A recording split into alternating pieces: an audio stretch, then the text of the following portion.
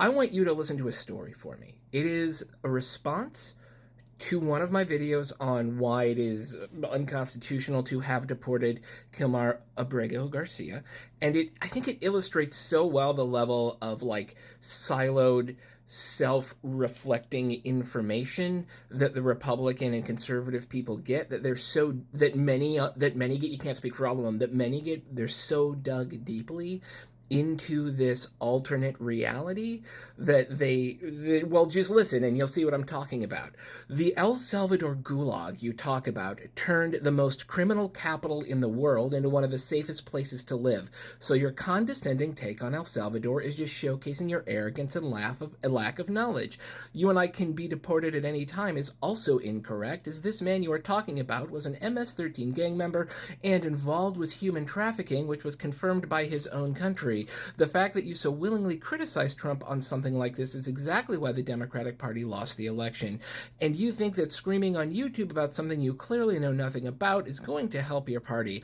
On behalf of all Republicans, I would like to thank you for being so openly uneducated and screaming at the government for not letting a known gang member and child ex-trafficker, you know what I mean, into this country. You need to seriously take a look at your morals and furthermore the actual evidence behind what you are so blissfully ignorant about.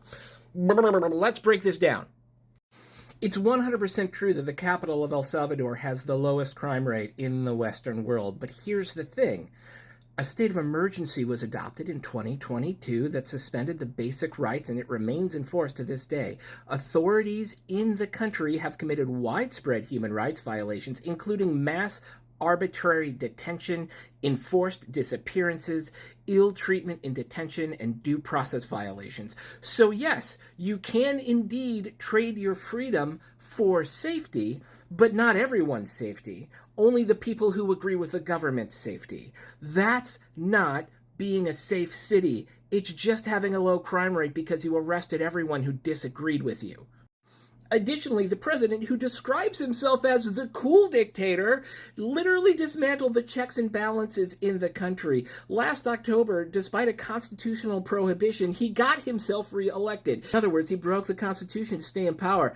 I have no idea who else wants to do that. On top of that, Human Rights Watch reports that there is a high level of poverty, a high level of social exclusion, limited transparency and accountability, kind of like Elon Musk, and violence against women, LGBTQ folks at a higher rate than most of the Western world. That doesn't sound like a very safe or good or democratic place to me. So next he says, we'll never get deported because we're not gang members. We're not trafficking people. And let me tell you how wrong and naive that absolutely is, right? If one person in the United States doesn't have due process rights, nobody has due process rights in the United States, because it means the government can arbitrarily grab a person without sanction. The Fifth Amendment to the United States, the foundational law of this country, says everyone who's here has the same rights. So if you break that, and you continue to break that, which the federal government has repeatedly, then there's nothing enforcing those rights. And that means we've all lost them. It just hasn't happened to you yet. It is a self-centered, stupid, naive thought. So next he says that Kilmar Abrego Garcia is a criminal, and he is that because he's a gang member for MS-13 and because he engages in trafficking. This is also untrue. There is nothing to prove that. And the neat thing about due process is that's how you figure out if someone's a criminal. He was literally arrested because he was wearing a bull's cap and had a scar, or a tattoo, because he had a bull's cap and a tattoo. And the federal government that you so love to slob on are the ones who said that he was arrested in error. He goes on to say that he was in, child trafficking, the thing where you move kids around illegally for bad things. And this is such the classic, Republican rabbit hole. If they're bad, they probably did something that we can't talk about to kids. And it makes me wonder, because a lot of the stuff with the kids, every accusation tends to be a confession when it comes to Republicans. And so I'm not saying Dominic Weaver 5987 is, but it's weird that that's what he thinks about a whole lot, isn't it? And last, he tells me to take a long, hard look at my morals after speaking for the entire Republican Party, which is impressive. I can only speak for myself. But I love my morals, right? I believe in maximizing human flourishing and minimizing the damage to people. There is no proof that this man had any criminal wrongdoing whatsoever. And in fact, the federal government admitted it. Our Constitution provides that every single person in this country, legal or undocumented, citizen or non, has exactly the same rights. They don't always apply it equally, but that's the rule we're supposed to follow. If you can't say that everyone should be treated equally under the law in this country, you are the one who needs to take a look at your morals.